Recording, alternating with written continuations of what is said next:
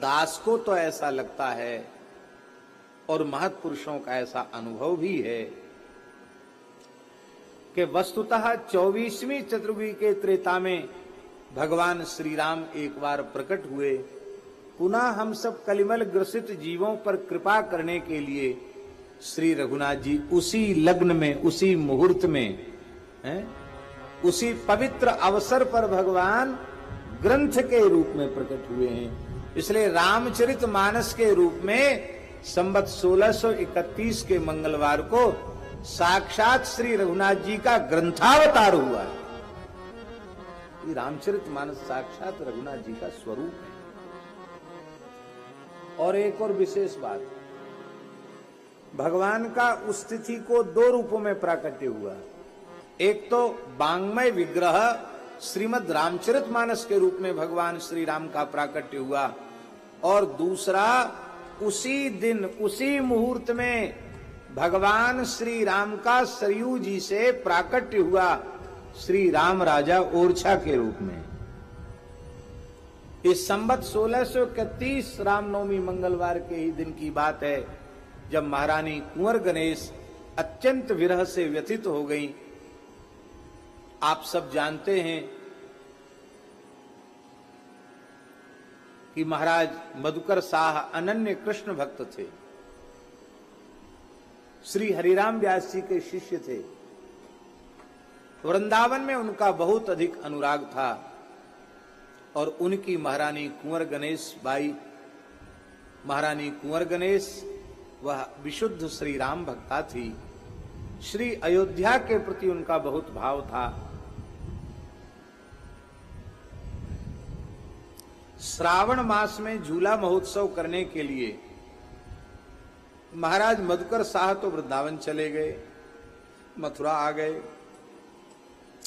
उन्होंने बहुत आग्रह किया कि मेरे साथ ब्रज में चलो।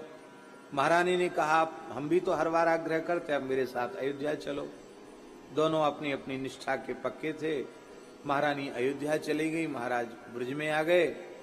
और महाराज तो झूला उत्सव करके जन्माष्टमी करके लौट के आ गए ओरछा, महारानी नहीं आई। मन लग गया उनका। जब नहीं आई, महाराज ने संदेश भेजा, फिर भी नहीं आई। तो एक दूत के हाथ पत्र लिख करके महाराज ने भेजा मधुकर साह ने। उस पत्र में एक व्यंग था, उसमें था कि महारानी जी अब तो लगता है कि आप बिना राम जी को लिए आओगे ही नहीं, अब तो राम जी को लेके ही आओगी।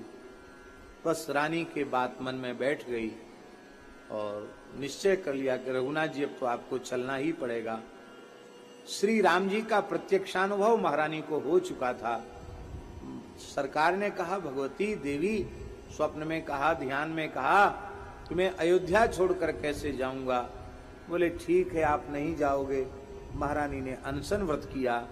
अंत में जब विरह असह्य हो गया तो महारानी ने रामनवमी की ही पवित्र तिथि पर सरयू जी में जीवित जल समाधि लेने का निश्चय किया, और जैसे ही वे जल में छलांग लगाई, उसी समय श्री रघुनाथ जी उनकी अंक में आ गए।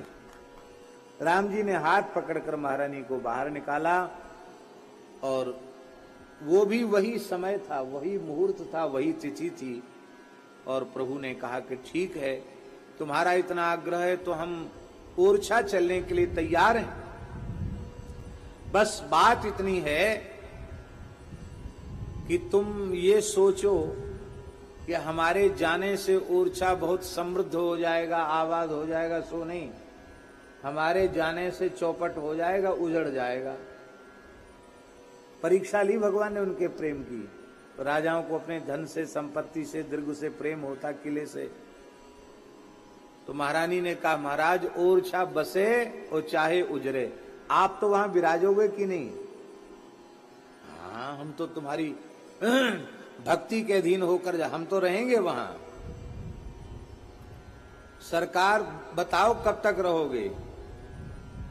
कहीं थोड़ी वहां जंगली क्षेत्र है, कोल भीलों का क्षेत्र है, और कहीं आपकी सेवा पूजा ठीक से न हुई, आप राजाधिराज ठहरे और फिर आप भागाओ तो भगवान ने कहा हम तुम्हारे प्रेम के इतने अधीन हैं कि 24 घंटे में एक क्षण के लिए कड़वे तेल का दीपक कोई जला देगा और उपचार के नाम पर एक लोटा जल अर्पित कर देगा तो भी हम ओरछा का त्याग करके कहीं नहीं जाएंगे।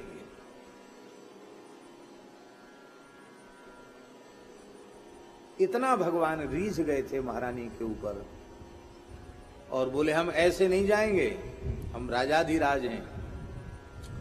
तो पुष्य नक्षत्र में ही मेरी यात्रा होगी। तो पुष्य में चल करके भगवान अयोध्या से ओरछा तक आए। लगभग 13 महीना भगवान को लगे आने में। बाकी जब 1.5 दिन के पुष्य के बाद भगवान वहीं विराजते, खूब उत्सव होता, कीर्तन होता, भोज भंडारा होता। और इसी बीच में जो चतुर्भुज मंदिर भव्य बना है उस मंदिर का निर्माण हुआ। मंदिर का काम कुछ अधूरा था तो सरकार आकर महारानी के महल में विराज गए। आज भी महल में ही विराजे। ठाकुर जी पहले खड़े थे, सबने दर्शन किया कि राम जी खड़े हैं। महारानी ने कहा महाराज अब तो आ गए हो मुकाम पर, अब तो बैठ जाओ।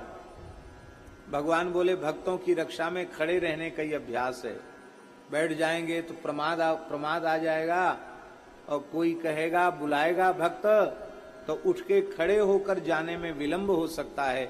और पहले से ही सन्नद्ध रहेंगे, खड़े रहेंगे तो भक्त की पुकार सुनकर तत्काल दौड़ पड़ेंगे।